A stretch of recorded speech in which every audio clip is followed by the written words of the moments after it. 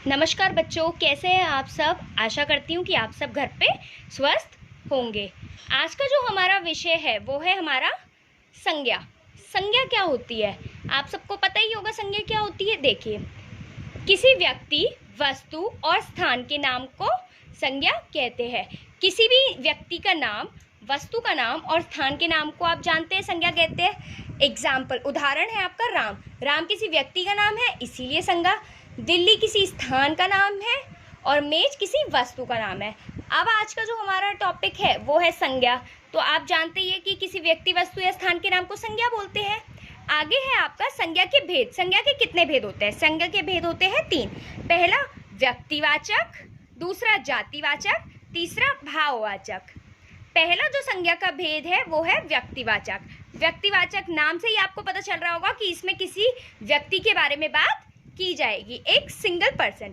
वह शब्द जो किसी व्यक्ति, वस्तु, स्थान आदि का बोध कराते हैं उन्हें व्यक्तिवाचक संज्ञा कहते हैं। यानी कि वह शब्द जो भी किसी एक सिंगल चीज़ का, कोई व्यक्ति हो या कोई वस्तु हो या कोई स्थान हो, किसी भी चीज़ का हमें बोध कराते हैं, उनको हम किससे जानते हैं? उनको हम जानते हैं व्यक्तिवाचक संज्ञा से। जैसे उदाहरण है आपका राम। राम एक व्यक्ति है, व्यक्ति का नाम है, इसीलिए व्यक्तिवाचक। श्याम, श्याम एक व्यक्ति का नाम है, इसीलिए व्यक्तिवाचक। टेबल, टेबल बैठने का एक साधन है। टेबल पे हम लोग बैठते हैं, बैठने का एक साधन है और एक सिंगल चीज को दिखा रहा है, इसीलिए ये भी क्या है? व्यक्तिवाचक है।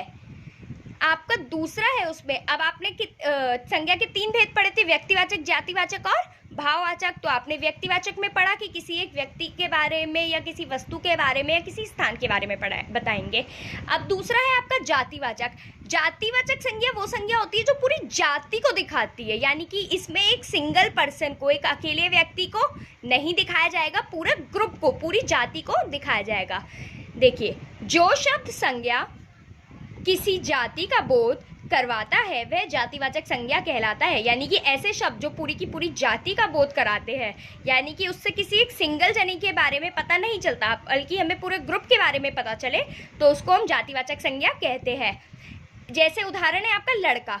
मैं अगर लड़के का नाम लेती रमेश, तो एक सिंगल जने का नाम होता तो वो व्यक्तिवाचक में आता, लेकिन मैंने लड़का बोला है तो लड़का तो कोई भी हो सकता है, तो ये पूरी जाति को दिखा रही है, इसीलिए ये जातिवाचक। ऐसे ही लड़की, अगर मैं किसी एक लड़की का नाम लेती तो वो व्यक्तिवाचक में आता, लेकिन मैंने लड़की बोला है तो लड़की पूरी जाति को दिखा रही है, इसीलिए जातिवाचक। नदी, ऐसी नदी में भी है, नदी भी पूरी जाति को दिखा रही है और पर्वत भी। अब हम आपको बताएंगे कि जातिवाचक के भी 2 भेद होते हैं। जी हाँ, जातिवाचक के भी 2 भेद होते हैं। पहला है द्रव्यवाचक, दूसरा है समूहवाचक।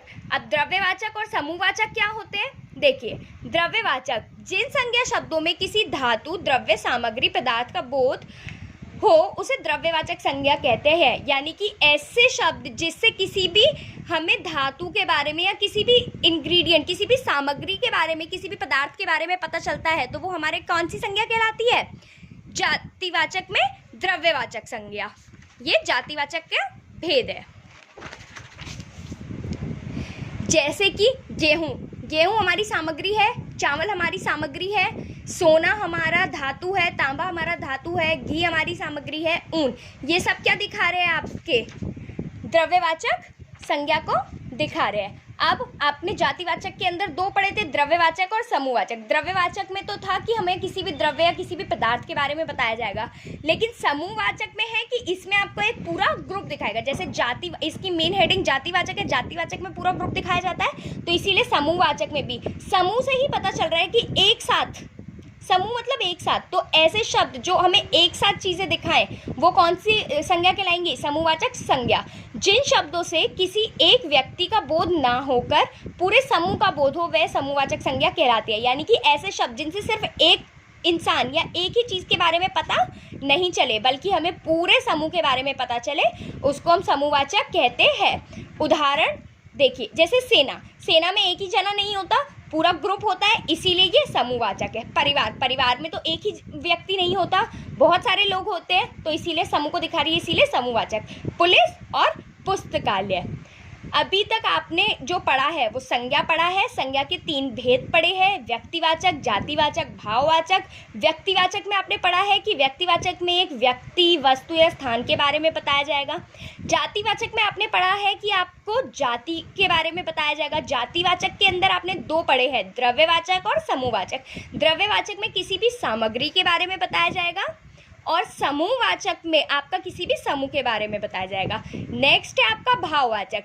भाववाचक, इससे आपको पता चल रहा है नाम से ही, भाव यानी कि आपके इमोशंस, जो भी चीज़ें आप इमोशंस के उसमें देखोगे वो सारी की सारी आपके भाववाचक संज्ञा आएंगी। जैसे जिन संज्ञा शब्दों से पदार्थ की अवस्था, गुण, दोष, धर्म आदि का बोध हो वह भाववाचक संज्ञा कहलाते हैं। यानी कि जिससे आप किसी भी चीज़ की अवस्था बता दें या गुण बता दें या दोष बता दें या धर्म बता दें, कोई भी चीज़ ऐसी बता दें जिसको हम क्या कर सकते हैं, भाववाचक। भाववाचक ऐसी संज्ञा जिसे हम महसूस कर सकते हैं, ना छू सकते हैं ना देख सकते हैं। आप किसी के गुण छू नहीं सकते, सिर्फ महसूस कर सकते हैं, तो वो कौन सी संज्ञा में आएगा, भाववाचक। भाववाचक संज्ञा में वे शब्द आते हैं जिसको आप सिर्फ महसूस कर सकते हैं। उदाहरण देखिए, जैसे बुढ़ापा, बुढ़ापे को आप छू नहीं सकते, बुढ़ापा एक स्टेज है आपकी। क्रोध, गुस्सा, हर्ष, खुशी, मोटापा आदि ये सब आपके क्या है, भाववाचक संज्ञा है। अब नीचे आपको कुछ प्रश्न दिखाई दे रहे हैं, जैसे कि पहला है संज्ञा की परिभाषा लिखो उदाहरण सहित। ये जो मैंने आपको 5 प्रश्न दिए हैं इसके उत्तर आप खुद लिखेंगे। अगर आपको कुछ भी चीज़ समझ ना आ रही हो तो आप वीडियो को दोबारा देखिए, इसी में आपको सारे उत्तर, इसी वीडियो में आपको इन सब के उत्तर मिलेंगे। संज्ञा की परिभाषा लिखो उदाहरण सहित। दूसरा है आपका संज्ञा के कितने भेद होते हैं। तीसरा है व्यक्तिवाचक संज्ञा और भाववाचक संज्ञा के बीच में अंतर स्पष्ट कीजिए। चौथा प्रश्न है जातिवाचक संज्ञा के भेद लिखिए। पांचवा है द्रव्यवाचक संज्ञा और समूहवाचक संज्ञा में अंतर स्पष्ट कीजिए। आशा करती हूँ आप सबको ये संज्ञा जो टॉपिक है हमारा, ये आपको समझ आया होगा और आप ये बहुत ही अच्छे से काम कर लेंगे।